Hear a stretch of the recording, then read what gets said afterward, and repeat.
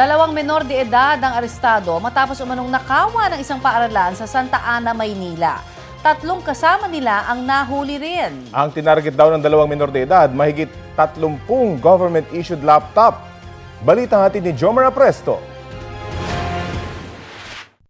Sirang pinto at charge card cabinet ang bumungad sa mga guro ng isang paaralan sa Santa Ana, Maynila nang magbalik eskwela nitong Martes matapos manalasa ang habagat at mga bagyo noong nakaraang linggo. Nilooban kasi ang senior high school faculty room at natangay ang mga gadgets sa loob nito. Sangkot umano ang dalawang binatilyo na edad 15 at 17. Ayon sa pulisya, natangay nila ang mahigit 30 laptop na inisyu ng DepEd na nagkakahalaga ng 1.2 million pesos. Sa maliit na butas na ito sa likod ng paaralan, sinasabing naglabas-masok ang dalawang sospek. Nahuli sa follow-up operation ang dalawang binatilyo kasama ang 3 pang lalaki. Ang 3 pang mga kasama ang umano'y nagsilbing ahente na nagbenta raw sa mga laptop sa halagang 1,000 hanggang 2,000 pesos bawat isa. 7 laptop na lang ang narecover ng mga pulis. Tinitignan ngayon ng mga otoridad ang anggulo na inside job dahil alam ng mga sospek kung anong kwarto ang papasukin nila. Posible po na naging estudyante sila dun sa school or may mga kaibigan po sila na estudyante doon at nakikita po yung mga laptop. Naghahanap pa po kami ng iba pang mga ebidensya para matuntun po namin kung saan naroon po yung ibang mga laptop. Aminado ang 3 sospek sa krimen at itinuro ang 2 menor de edad bilang mga mastermind umano. Ayun lang po yun, yung dalawang minor yung pumasok dun. Ibang araw po yung maraming pong gumawa, hindi lang po kami. Iba-iba po gumawa. Isang beses lang naman ako nagbenta, binigay lang. Pagkabigay sa akin ng laptop. Mahaharap sila sa reklamong robbery. Dadalhin naman sa DSWD ang 2 menor de edad. Sinusubukan pa namin hingan ng pahayag ang kanilang magulang. Sabi naman ng barangay, dati nang nilooban ng paaralan dahil walang gwardya na nagbabantay roon. Due to budget constraint po yata, hindi nila nagagawa. At sinabi po namin, limitado lang po kakayanan ng barangay sa pagbabantay po dyan sa eskwela na yan. In fact, nawala na po sila ng ilang gamit dyan, nawala po sila ng mga computer set at saka po aircon, saka yung mga gamit po sa eskwelahan pong ibang mga gamit pa po. Sinusubukan pa namin kunan ng pahayag ang paaralan. Nagbabala naman ng MPD sa mga napagbentahan ng mga ninakaw na laptop na maaari silang makulong dahil sa paglabag sa anti-fencing law. Jomer Apresto nagbabalita para sa GMA Integrated News. Mataas pa rin po ang tsansa maging bagyo ng low pressure area na binabantayan natin sa border ng Philippine Area of Responsibility. Sa latest monitoring ng Pag-asa, namataan ito mahigit 1,000 kilometro mula sa Hilagang Silangan ng extreme northern Luzon. Sa ngayon, hanging habagat pa rin po ang nagpapaulan sa Luzon at Visayas. Sa datos ng Metro Weather, posible ang light hanggang moderate rain sa Ilocos Provinces, Abra, Benguet at Batanes sa mga susunod na oras. Sa Metro Manila at iba pang bahagi ng Luzon at Visayas, may paminsan-minsang buhos ng ulan. Localized thunderstorms naman ang nagpapaulan sa Mindanao hanggang mamayang hapon, partikular na sa Northern Mindanao, Caraga at Soc-Sargen. Ngayong weekend, asahan pa rin po ang pag-uulan sa Northern Luzon at Mindanao, lalo na pagdating sa hapon at gabi. Mahigit 1 linggo matapos ang magkakasunod na bagyo at habagat, lubog pa rin sa baha ang ilang bahagi ng Bulacan. Gaya na lang sa Kalumpit, ang sanhi, backflooding. Ayon sa Provincial Disaster Risk Reduction and Management Office, yan yung delayed o huling pagdating ng tubig mula sa mga karatig lugar ng Tarlac, Nueva Ecija at Pampanga. Dagdag pa raw dyan ang high tide. Hindi raw agad nakakaagos palabas sa Manila Bay ang tubig kaya baha rin sa Hagonoy, Malolos at bayan ng Bulacan. Sa ngayon, nananatili sa evacuation centers ang halos 60 pamilyang taga-barangay San Miguel na pumayag na lumikas. Patuloy naman ang pag-iikot ng mga lokal na pamahalaan para maghatid ng tulong gaya ng relief goods.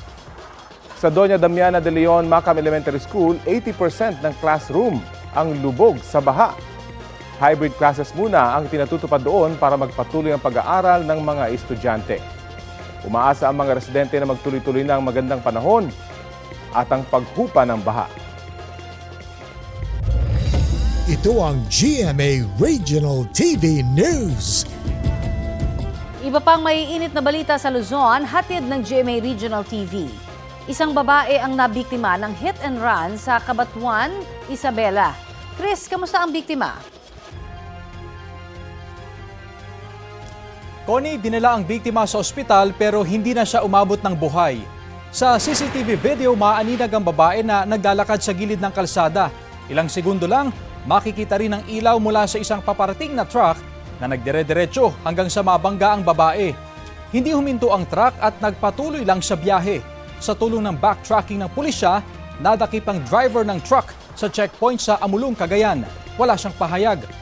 Ayon sa pulisya, nagdesisyon ang pamilya ng biktima na hindi na magsampa ng reklamo kapalit ng financial assistance.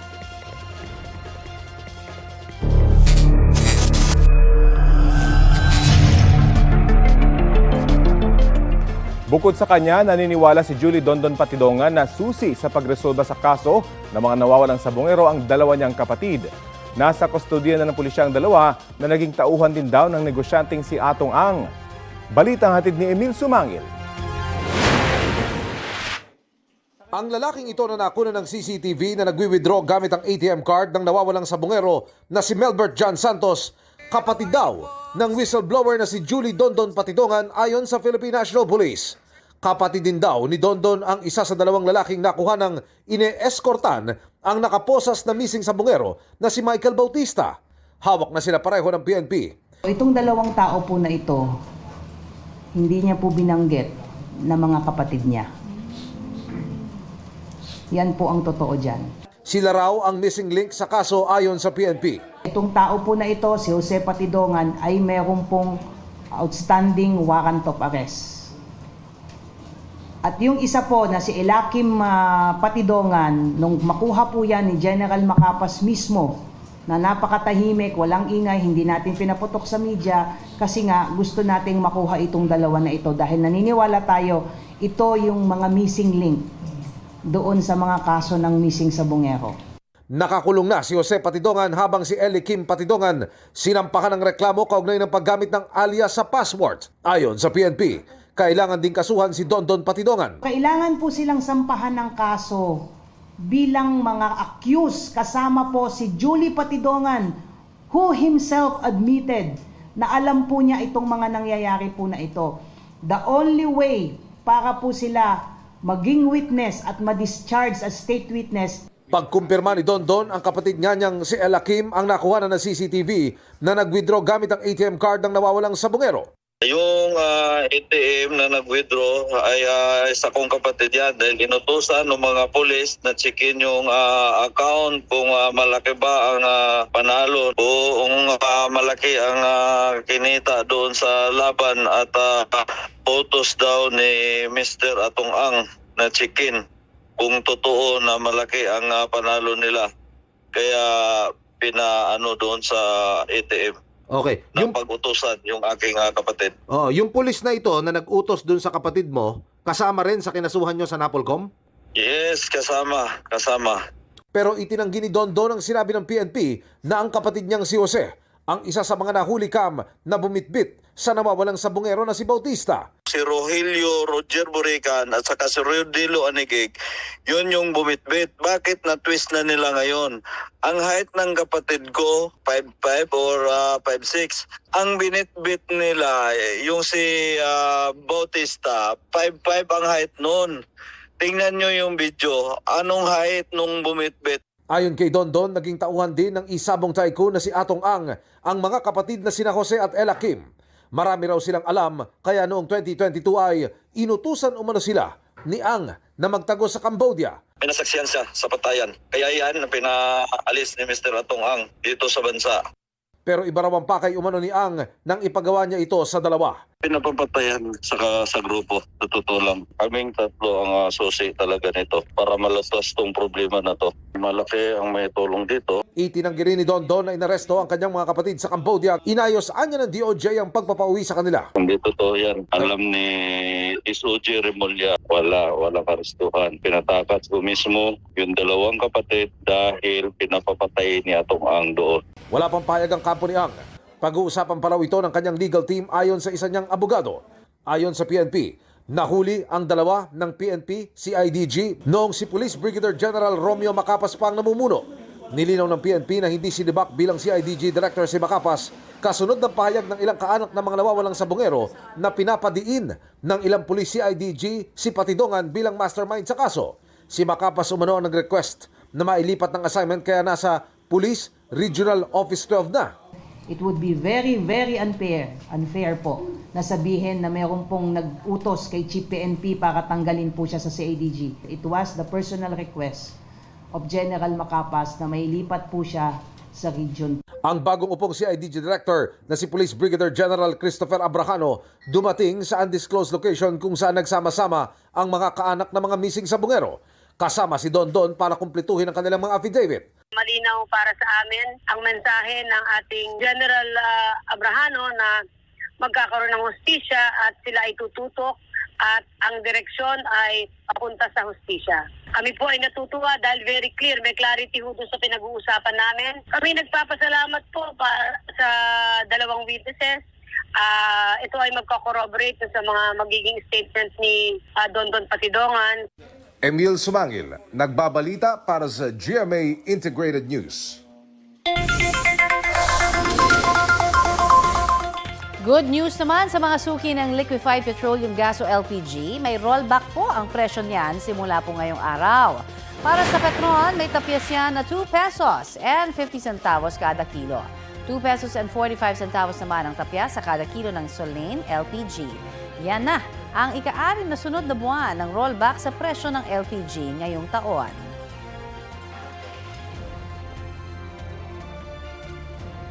Hinihimok ng Land Transportation Office sa mga motorista na sa online na magpa-renew ng kanilang driver's license. Ayon sa LTO, makatutulong ito na mabawasan ang hassle at oras sa pagpila ng mga motorista.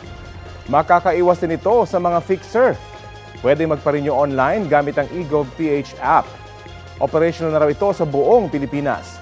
Inilunsad na rin ang online license renewal para sa mga OFW sa Taiwan, pati na sa Osaka, Japan. 2 bangkay ang natagpuan sa magkahiwalay na araw sa Marikina River. Hinala ng pulisya, galing sila sa ibang lugar at inanod lamang doon. Balitang hatid ni EJ Gomez. Nakadapa at palutang-lutang ang isang bangkay nang matagpuan sa Marikina River kahapon. Ayon sa mga otoridad, isang grupo ng mga mangingisda ang unang nakapansin sa bangkay ng isang lalaki. Doon sa may mga na yon. Yung kantong-kanto na may mga puno, dahon ng munyog. Lumutang lang siya, nakakaganon. No? Pinagtulungang iahon ng mga tauhan ng Marikina Rescue 161 at River Parks Development Office ang bangkay. Wala raw nakitang sugat sa katawan ng lalaki ang mga otoridad. Isa siyang lalaki. Then wala siyang pantaas, naka-short short pants ng black. Then short hair, medium build, 30 to 35 years old and approximately 5'4" ang height. Walang nakitang injuries sa external sa katawan. So, probability na nalunod siya. Nitong Miyerkules ng hapon nang may natagpuan ding bangkay sa Marikina River. May pagdurugo sa kanyang mukha. Naka-shorts at wala ring suot pang itaas ang bangkay na may tattoo sa kanyang likuran. Ayon sa pulisya, walang report sa kanila na may mga nawawalang residente. Baka galing sila sa ibang lugar at naanod. Nawagan kami na kung sino man ay ang may kamag-anak na gano'n ang description, maaaring tingnan nila. Kumuha na raw ng DNA sample ang pulisya sa mga natagpuang bangkay para matukoy ang kanilang pagkakakilanlan. EJ Gomez, nagbabalita para sa GMA Integrated News.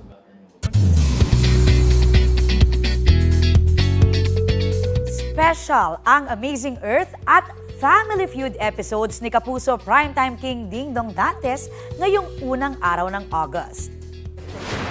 Birthday episode kasi ni Ding Dong ang mapapanood mamaya sa Family Feud.